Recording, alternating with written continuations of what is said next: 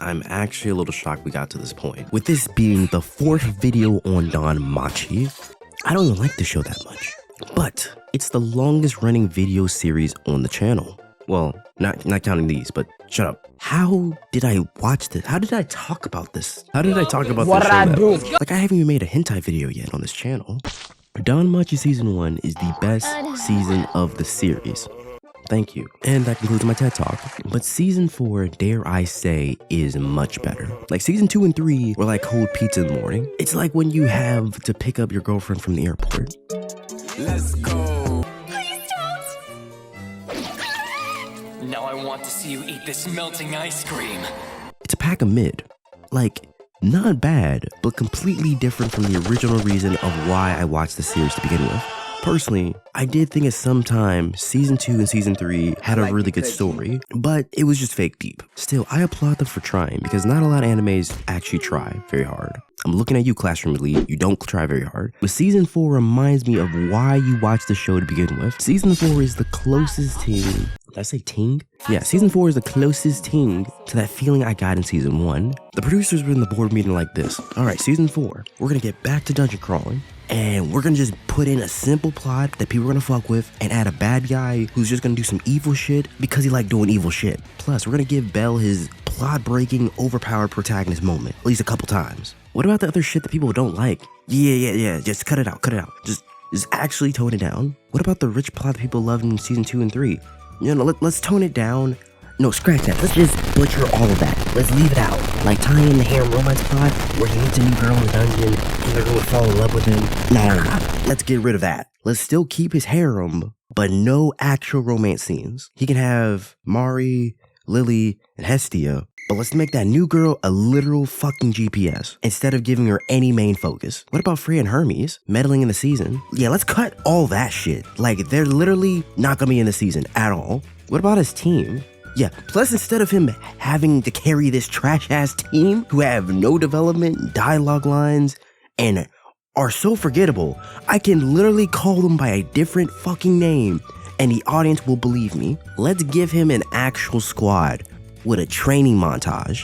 But seriously, when I was watching Aisha plus this ragtag group of level 1s, I was like, wow, I actually don't hate that they gave these guys lines. Like, I actually remember this guy's name. It's Welf, by the way. Last season, I just called him Klein, and no one told me shit. It was funny. So I already gave you my reactions of Season 1 through 3, so let's just watch Season 4 as a class. Episode 1. And side note, Bell is now level 4. Mind you, most of the in this world are hating on him, and they're like level 1 or 2, if that. Like, bruh, the fuck are these bum-ass niggas hating on Bell for? All this little nigga wants to do is just grind the dungeon and help people from time to time. It just so happens that they happen to be girls, but he just wants to help people. Bro don't care about y'all. He doesn't even know y'all name. Y'all acting weird. They probably mad that every time he walks into the room, all the girls just fall because he's that nigga. If these people worried more about boosting up their rank, then maybe they get some bitches too. I'm just saying. But nah, they trying to hate on this little ass 14-year-old for getting the bag and the baddies. Like it's his fault. So Bell and Feltz meet up.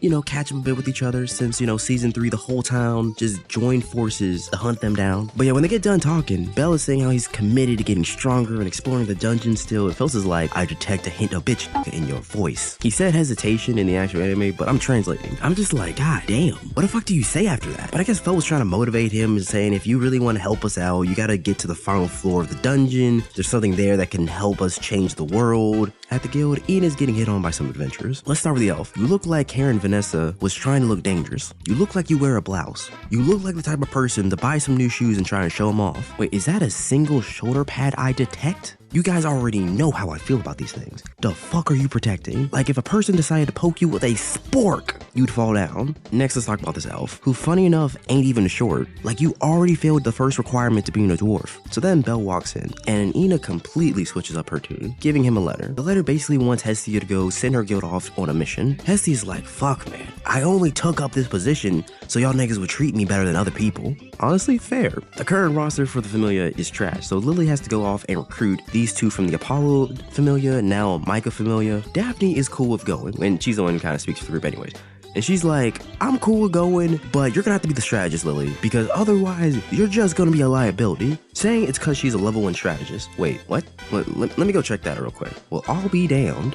I guess Daphne was right. You are trash. Daphne then asked the real question of who all is going, which legit sounds like when you're going to like a party and like, okay, so if I'm going, who all is going to the party? But anyways, Lily brings up Aisha and her entire demeanor changes because, you know, this chick is a monster. Yeah, let's play the clip. For a reminder, she makes her appearance to the show. She literally sneaks Bell, drags him into the fucking abyss. She tells him straight up, I don't really want to fight you, but Ishtar told me to kidnap you because she likes you. And Bell's just like, I beg your pardon? Straight in the fucking gut, is about to kill him where she kind of just forgets her entire mission. Makoto then shows up, like she was gonna do some shit. Aisha literally chucks her stupid ass, then proceeds to kick him in the gut again, flings him against the wall in midair. Aisha must have just watched WWE, cause she next came up with a straight uppercut from hell, then picks up his little ass, and then proceeds to drag him against the fucking wall. Like, what anime am I watching? I'm confident all his bones are broken. Yo, pause the camera. Look at her fucking face. She's enjoying this. This is the type of person who just wakes up feeding off of negativity. This is the type of person who just wakes up saying, I want to mess somebody's day up. This bitch woke up trying to start some problems. Apparently, she showed up to their house uninvited and was like, I heard y'all was trying to do something today. And they're just like, how the fuck does she know about this? Meanwhile, Makoto's getting her old team back together. But before Makoto can even leave, this man wanted to smoke. I don't know what side of the bed people just woke up today in this anime, but they just wanted to fight. Like, I guess he was just teaching her some new wrestling moves because he literally gave her a certified WWE sunset front flip as a finishing move. And then Aisha, is having a private lesson with Haruhime on magic. Yeah, we'll just say she's learning magic and nothing else. The next day, everyone's up bright and early for the trip. And Cassandra wants to postpone the trip because she had a bad dream or something. Foreshadow. Episode 2. So the party's going off on these bug monsters, and I'm not gonna lie to you, it made them look like a pretty good team. It was a really good opening. It's like your high school mixtape you're trying to send off to college. You're trying to show them all the best moments, to show that you're not ass. So they make it inside the cave, and Bell is giving them some helpful tips, making the new members really respect him as a leader with his knowledge, because he actually did study on this. That night, Bell is having his blade sharpened by Welf. Pause. And Welf ends up telling him that Bell can transmute magic into the blade, but the blade isn't exactly magically empowered. Foreshadowing. That night, when it's Bell's turn to be the lookout, Aisha lets them know it's about to get really dangerous the moment we walk up into the next floor. Like, if you die, the entire party, not named me, is surely going to fall. Can you handle that pressure? And he's just like, I'm not gonna lie to you, I'm a little scared. Then Aisha just gotta ruin the moment saying, hey, don't fall, cause there ain't no way you gonna live from that fall. Oh no, I hope I don't fall. No. Yo, look at Cassandra. This bitch is hugging the wall. Wait, what's that fucking song? Grab the wall. Grab the wall. Look like you trying to make your ass fall off. Hella think I wanna smash, come on now. Speed up, gas pedal, yeah, gas pedal, yeah, gas. That song was actually fire in 2014, I'm not gonna lie to you. The first thing they gotta do on the mission is kill these crab monsters, which was hella easy. Then we have freaking Cassandra and Haruhime just staring at the water, and Aisha is already telling them, hey, I wouldn't do that if I were you. If you keep doing that long enough, something just might come up and bite your ass, you know? Like that's the when you're just sitting there enjoying a peaceful ass dump and some fucking snake comes out the fucking toilet to bite your ass. Cassandra took the hint and just backed up. But Haruhime's dumbass felt like pushing her limits today, and out pops a sea monster. We don't even get 2 minutes further into the anime, and they do some more dumbass shit. Like, did you not just see what's lurking in the water? Alright, I guess Makoto's the first casualty of the anime. Makoto's like, nah, y'all ain't gonna play me this season, and does a front flip kick right to this nigga's jaw.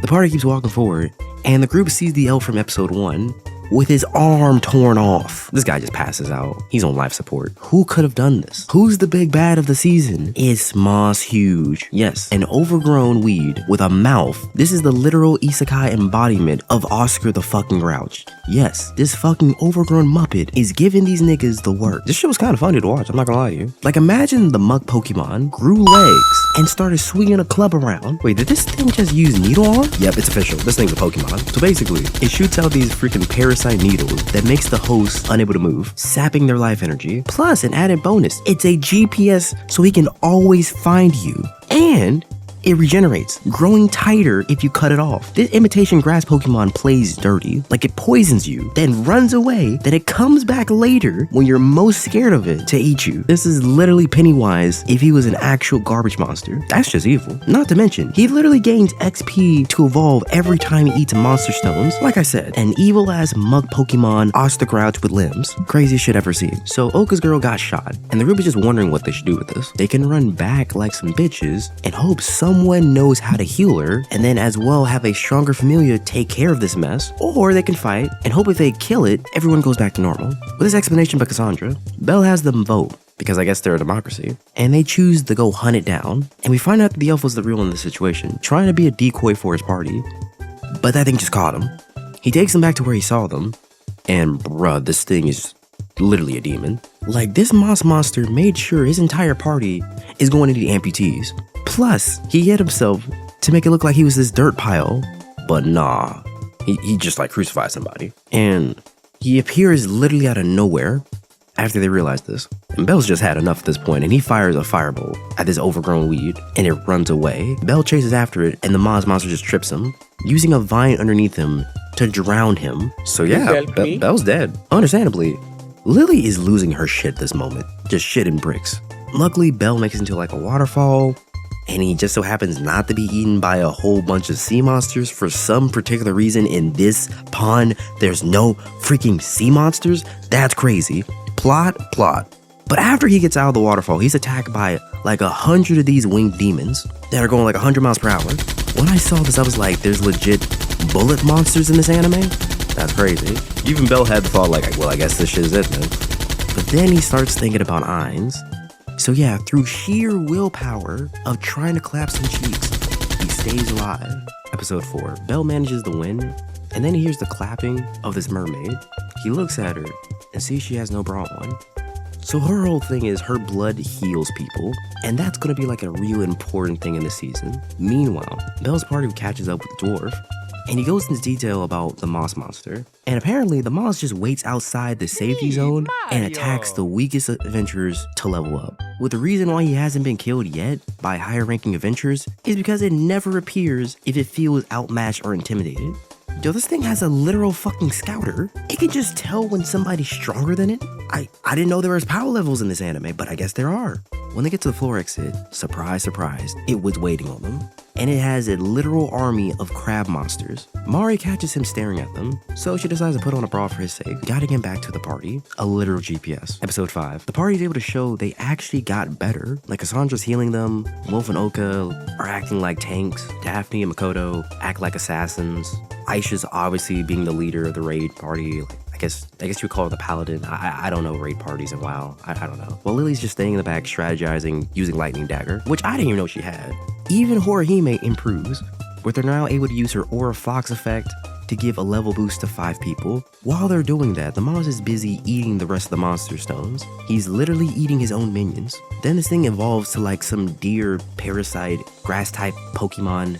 I'm sure that's in the Pokemon games eventually at this point. I don't know where. Catching Aisha off guard, and then he bites her. Like, he bites the shit out of her. I'm not gonna lie. It was looking like GG's at this point. Like, throw in the towel, shake hands at center court, and this game's over. Bring out the champagne. But of course, Bell shows up, using a massive flamethrower, roasting like 100 of these crab monsters.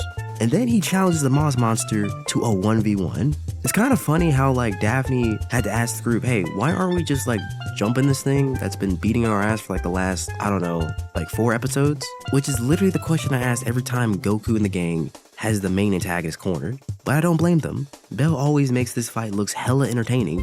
And then he pulls out the God Dagger, transmitting fire into it. And this monster was like, nah, I don't want none of that, and tries to run away. But Wolf seals off the exit, and I'm not gonna lie, this is probably the most impactful thing he's done up to this point. And yes, I'm using his actual name because he actually did something now. Bell spins around and gives his attack a godly name. So basically, Bell and Wolf level up again, and the gods hold a meeting to give them a nickname.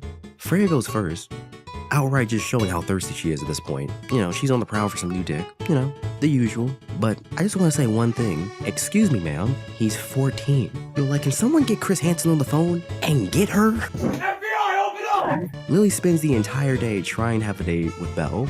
but she keeps getting denied. Like first Daphne and Cassandra use him like a damn discount coupon. Then Makoto and Haruhime go on a double date where Makoto's trying to play the wing woman here. Then Wilf and Aisha go to the bar with the boys, with of course Aisha getting drunk and trying to get some community dick, the usual. And I guess they have a little scene at the end, but like that was like, it's kind of a waste of an episode, I'll be honest. Like I would think they could just have like the bikini episode or the fan service episode, right? But whatever, sure. Episode 7. So there's basically been a series of PKs happening with the main suspect being Ryu. I don't know exactly how to pronounce her name, but she's gonna be called Ryu. With there being a massive bounty on her head of 80 mil. God damn, she worth 80 mil? Like that puts her past all the non-canon characters of One Piece. Like just below Nico Robin at that point. Someone could probably do a better chart of like One Piece. I don't watch that show. Meanwhile, Cassandra has one of her premonitions, where she sees the entire party getting slaughtered today. And I know this part is like fan servicey, I guess, a bit, but damn was it effective. Like I think I might be a Cassandra fan now. No cap. Wait, hold on. Let me make sure. Like I know this clip's gonna be played on TikTok for all you freaking weirdos. They'll be like, oh, well, she's fucking 14 or some shit. No, she's literally 18. So I better not hear shit from you motherfuckers, alright? And she got those bangs to cover her eyes. What's the song of 2000? Give me like a rap song of 2000. Let me think it. Oh, this is on BuzzFeed. It's like all the white people shit. Give me a Chris Brown song. Here we are, alone in this room. And girl, I know where we start or what we gon' do. So all the adventurers gather up to talk about the PK, and this wolfman was not trying to have anybody else's opinion. He was like, nah man, I saw what happened. It was that elf bitch. Bell was just trying to play devil's advocate for a second. He was like, are you sure? Like, and he's like, the fuck, you call me a liar? You call me a liar? They're about to be, yo, you calling me a liar? I'm not gonna lie. That is a typical ignorant nigga behavior right there. I'm not gonna lie to you. That had me roll. I was like, that is a typical ignorant nigga moment right there.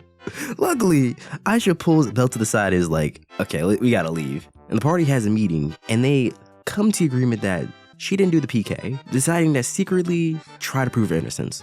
Meanwhile, Cassandra is just trying to have this mission postponed, because she knows what's about to happen. She comes up with like a stomach ache. She makes Aisha stay with them so she doesn't die in her dream. She makes them admit that Haruhime got the heavies on her. You know what I'm saying? So maybe they should just stick together. I don't know how they pulled that off. How they go from having Aisha stay here to they need her help to having Haruhime's heavies be the reason why they stay all together as a group. That is crazy. Doesn't matter. Bell ends up getting separated from them, but she does manage, however, to give Bell a scarf. Foreshadow. Episode 8. On the search party for the elf, Bell gets separated from the party, but right off the bat, this scarf comes in handy a little bit. Like, you can use it as a weapon. I don't even know how the heck that makes sense. Like, it doesn't have any pointed edges. It's fucking light as shit. I don't know how that happened, but they made this fashionable scarf dangerous. Meanwhile, Aisha and the game are tasked with keeping an eye on this wolfman. Aisha gets tired of waiting around and she's like, hey, so why don't we just jump him? And this causes a standoff. Meanwhile, Bell's having some underwater fun with the mermaid. I have no idea how old she is. Is it? Do I look this up? Do I do it? That does change the jokes I make. Oh, see, there you go. Now I know. Korea's gotta be like 18 at least, I would think. 21, yeah, that makes way more sense. Japan's weird. Japan is weird. Meanwhile, Bell's having some underwater fun with his new friend. Under the sea. When Bell gets done playing, he catches up with the elf, who's in the middle of doing a butchering to this poor unlucky soul. Like, look at this poor bastard. Bell's like, so what you doing? And she's like, what do you think I'm doing? Yo, she sounds like a demon. Then she tells him not to get involved. Bell catches up with the rest of the misfit cast of the background characters, and it gets worse. Cause we see someone who actually managed to escape this freaking psycho elf. And man, this man has so much freaking trauma. The literal touch of another human triggers his PTSD. And it's clear to everyone that, yeah, we should probably stop this elf. Everyone unanimously agrees. But for some reason, this insensitive simp still can't bring himself to bring her in. Speaking of which, this demigod appears, running through the entire cast of background characters. She's been running this entire time. What's the stamina meter on this girl? This poor bastard knows his time is up and knows she's still after him. Like, what the fuck did this nigga do? Make her that angry? And the elf is just giving chase.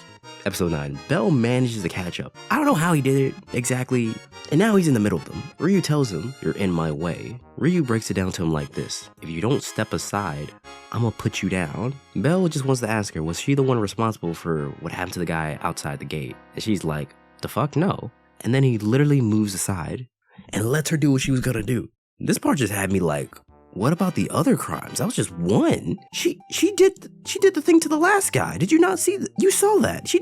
You only care about one life in this instance, not the others? But it turns out Jura, which is the guy behind him, set this entire thing up. Like, yeah, this guy is the actual super evil big bad of the season. So there's been like this thing that goes back to like season 1 of the Elf's plotline, where her guild was completely slaughtered and she's like super sad about it. And she's like distant from everybody. Yeah, this guy's responsible for that shit. And like the reason he gave for doing that was because her guild was just helping people and it annoyed him.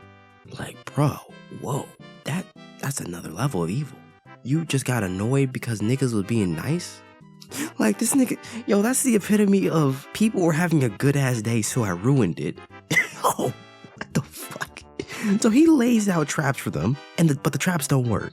So he panics and he just blows up their entire surroundings. Basically with that being the dungeon. And this nigga summons the Giga Nigga Raptor. The Giga Nigga Raptor? I made the name up. Meanwhile, Aisha plans on jumping this nigga, but that shit didn't work because both Wolfman and Jura summon this high-level snake monster with this wolf guy working for Jura and them both being tamers. You know, the class we heard about last season that literally, if they're in the dungeons, you don't want to fight them because they control all the monsters. Yeah, they're tamers. They end up both defeating their monsters roughly around the same time. But now Ryu is having cold feet about finishing him off, which is kind of weird because you did a lot of damage already, and you just like, what are you gonna do when Bell like moved to the side? Were you just gonna like give him a stern talking to? Like, I'm very confused what her plan was. Meanwhile, Jura's just talking shit to her, and honestly, I'm not gonna say like I don't blame you, but like I don't blame you. You know, like for years, Jura has been obsessed with her, and he's been studying this dungeon to summon the Giga monster so he could tame it. I think we already know how that's gonna go if he does. Episode 10. Jura's about to summon this thing, and yeah, it's gotta be the most dangerous monster I've ever seen in this entire anime. Like, all the other monsters are actually just hiding, shitting themselves, hoping it doesn't find them, because this thing does not care. When it shows up, it just slices this guy straight up in half, running amok. You can't escape this thing. This thing is faster than everybody else. And even the elf is just like, I have nightmares about this thing, triggering her PTSD. With this being the reason how her comrades just bit the dust. It reaches them, and then, they try to put up a good fight, but these guys forget their background characters. Funny enough, Bell sees his favorite boss-slaying weapon, picking it up. At this point, I think he's like 2 for 2 on the win-loss record. He picks it up and runs straight for it. I don't know if I should be applauding his bravery or be questioning his intelligence. Bell starts to do pretty well at first, respectable, but then this Giga monster had to humble him real quickly and cut his arm off. Like, I've never heard him scream in such pain like this before. That just looks painful. Then it decides to treat him like everybody else and literally break his neck. So yeah, he dead. Like, they actually just killed off the main character. Like, they're gone. Episode 11. So when we last left off in the show, these NPCs were being ripped apart. This shiesty ass nigga was hiding in the corner. This bitch is shitting her pants. And this nigga is off to see the Lord. Will any of these niggas survive? Will Aisha ever get to smash? Find out next time on Bagging Baddies in the Dungeon GT. So the elf girl runs over to try and check his pulse. Like, that's gonna do some shit. Like, he already dead, stupid. Wait, no way. What in the name of plot am I seeing? Apparently, this scarf slightly blocked the attack. If this scarf can do all that, why doesn't everyone just like wrap themselves around a scarf? It would be cheaper than buying armor and better. I don't.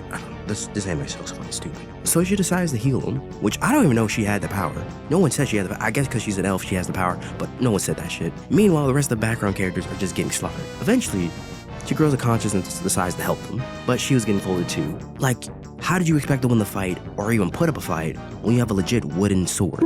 So apparently, it can also reflect magical attacks, which is one reason why Bell just died here. Of course, these dumbass adventurers didn't pay attention to the fight, so they put together all their strength, formed the spirit ball, and this demon ends up just turning it back on them, dying by your own attack. Disgraceful. Only one of them actually managed to survive, being this greedy one-eyed fat bastard. And the elf ends up shooting this guy. Why? I don't know, but whatever, she did it. And this man does not hesitate to get the fuck out of there. Same. In all this confusion, Bell's body just gets submerged in water, and then mermaid, decides to heal him.